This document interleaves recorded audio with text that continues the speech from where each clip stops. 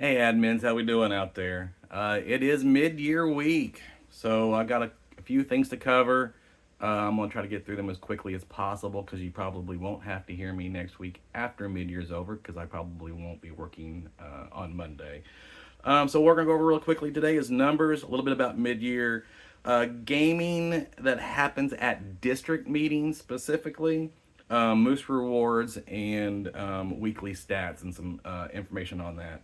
So quickly, the numbers for ending February, we ended at 213 members down. We just can't seem to get over that last little hump. We always do good the first couple of weeks and then we kind of peter out. We know that we have those members that they won't pay their membership dues until after they're expired. So they expire at the end of February. And a good chunk of them are very good about going and paying them quickly after they've expired. Again, we want to encourage members to always pay up. We want to encourage officers and bartenders in the social quarters to make sure they're carding people to make sure they're current. And we also want to make sure we're encouraging members to pay in advance. So if they know they expire the end of March, tell them to go ahead and re-up now. That way they'll have their card before they actually expire. That's especially important in those lodges that have the card readers and need card readers to get inside. Um, Starting this month, we started at just under 1,300 members down. And again, we're going to have those big chunks of people that renew. Today's the 4th, and we've already had a couple hundred renew. This being Monday and Tuesday, the first week of the first month, I'm sure we'll probably drop 4, 5, even 600 this week. So I bet hopefully next week we will be only down maybe 5 or 600 members at that point. I feel confident. We were close last month, and last month was a short month. That I think we can get there and be +1 this month. And what we want to remember, this is March, so going into March and April, we always know that we have that big drop off on April 1st as well. So we're looking at the end goal, the end of the year. So we want to make sure that if our retention is low, we're reaching out to those expired members. If you at the end of February had a retention in the low 70s or 60s, you really need to work on that.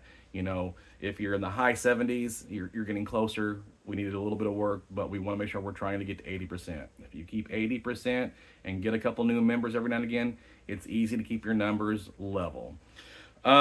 Mid-year registration. So early registration is over. That was the 26th last Monday. That doesn't mean you can't go to mid-year. You can still get the form. You can still fill it out. You can still register on site. Yes, it costs a little bit more. I think it's $20 for the registration. Sorry, should have done it earlier. Um,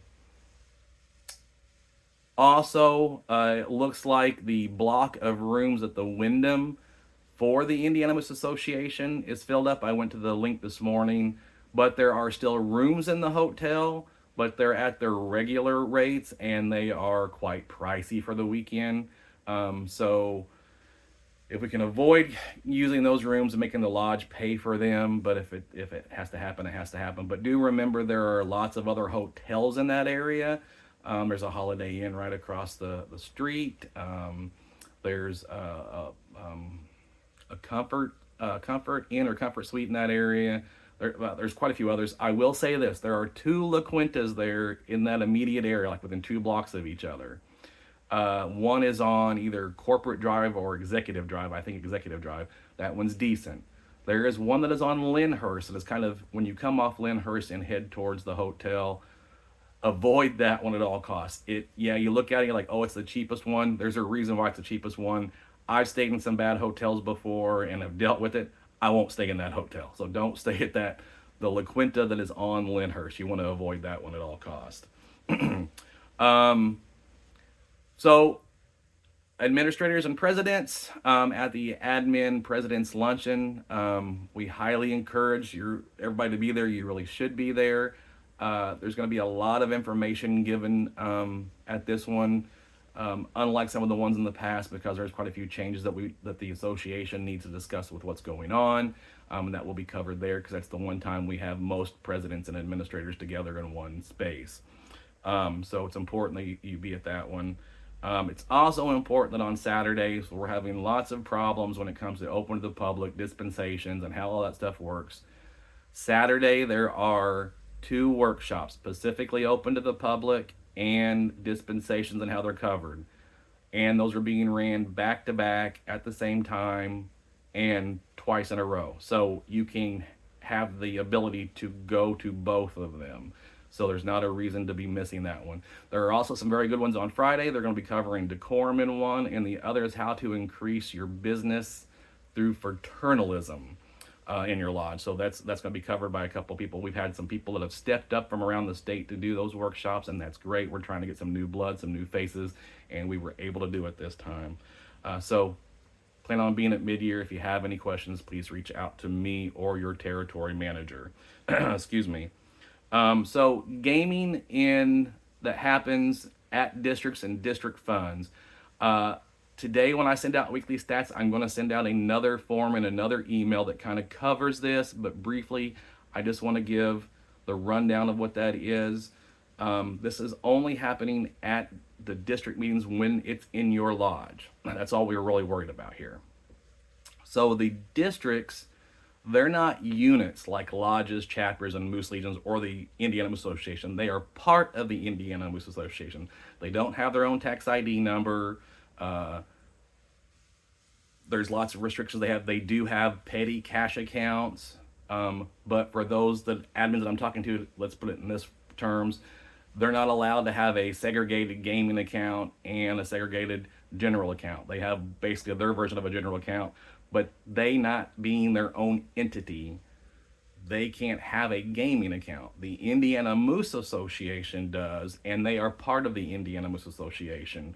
So in district meetings, when they are raising funds for what they can raise, which I'll discuss what the lodge can do and what the chapter can't do in just a second, they have to turn those gaming funds over to the lodge to put into a liability account, and then a check written from the lodge to the Indiana Moose Association, and then earmark it in the memo line, whatever district you're sending it from, so the association secretary knows which account to put it in, because that will go to that district's account under the association. So you will be taking the money that the district raises at the meeting. You will be putting it into your gaming account, because it's gaming money, so it has to go from gaming account to gaming account. And then you'll be writing a check to the Indiana Moose Association for that amount, memoed, earmarked for which district it is. That's how we're going to be handling that. Anything that's non-gaming that the district does, silent auctions, sporting events, anything they may do in that category that does not fall under gaming, they will keep in their general accounts. And then at a later date, they'll be handing certain amounts of that over to the Indiana Moose Association. Now, what the district can do at a district meeting and what the lodge can do, we're going to cover that real quick. It's also covered in that letter, and if you have any questions, again, reach out to your territory manager. The district is allowed to run raffles, 50-50s, reverse bingos, all those type of things, basically where you would have a theater ticket or they printed a ticket off. They'll still have to track that on an ESR form. They still have to turn that over. That's what they're allowed to do for gaming and to raise funds themselves. What the lodge can do is your pull tabs, tip boards, shirt tips, punch boards, basically anything that you get from the gaming companies that have a label on it to be tracked and marked. Sorry that the phone's going off in the background. The lodge gets to keep that, just as you were selling to your members in your social quarters. So if you're selling pull tabs back at the district meeting and your lodge is running that, the lodge gets to keep that money. We want to encourage lodges to do that because we want lodges to make money when they're hosting district meetings. We want to encourage them to make some money. Now, if your lodge is doing well and they want to then donate that money to the district, it'd be the same process as before. You're going to write that out of your gaming account, it's gaming money, and you're going to write it to the Indiana Moose Association, earmarked in the memo line for which district it is. You are not obligated to do that. You can keep that money. You're not required to give that money over to the district. Again, if you're having any questions based on what the two things are, basically the district is running anything that would be the theater tickets, reverse bingo tickets, something they printed off. The lodge would be doing anything that's cardboard or paper that you have bought from a gaming company. So again, the cardboard pull tabs, the jar tips, which are the 4 little paper ones, punch boards, whatever they may be doing to raise money, they keep that money. Again, the letter will cover it. In admins, we will be discussing this, in presence, we'll be discussing this more in the luncheon, which is why it's important for you to be there, and we'll go into more detail. Excuse me. Moose Rewards. So we've had some questions coming up because the Moose International website says that it is ending Moose Rewards as of April 30th, 2024. There's some confusion there, and we have not gotten an answer directly back from Moose International, but I'm going to put it out there that most likely they will be renewing that. They've done that every couple of years. They said, well, we're probably going to get rid of it because not enough people are using it. Then when it comes time, they've extended it. That date that's been on that website has been on there for 2 or 4 years now. Moose International is not always the best at updating their sites. I have not seen anything saying that it's definitely going to end in official communications. I've not seen anything saying it's going to continue. I do know that we just held some membership workshops in January, and those people that attended get 1,000 points in Moose Rewards, and they did receive those. So I doubt they were going to give 1,000 points, a bunch of points away in January to members. If it was going to end, they probably would have stopped that before then. I don't know. But again, I think they're going to continue. So again, encourage members to use their Moose Rewards. I don't think it's going anywhere. Weekly stats. So one thing I want to cover on that when I'm seeing that weekly stats, what happens at Moose International is someone at headquarters out there, they run some reports, and then I take a few of those reports and I take certain numbers out of them to make the weekly stat sheets that I do for lodges, chapters, and Moose Legions.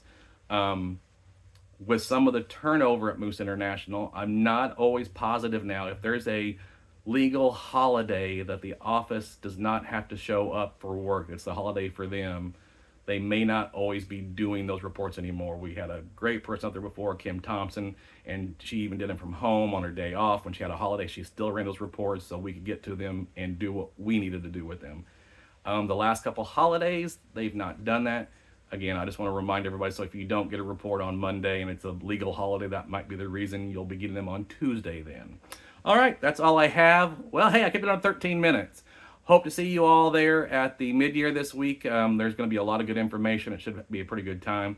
You all take care. We'll see you. Bye.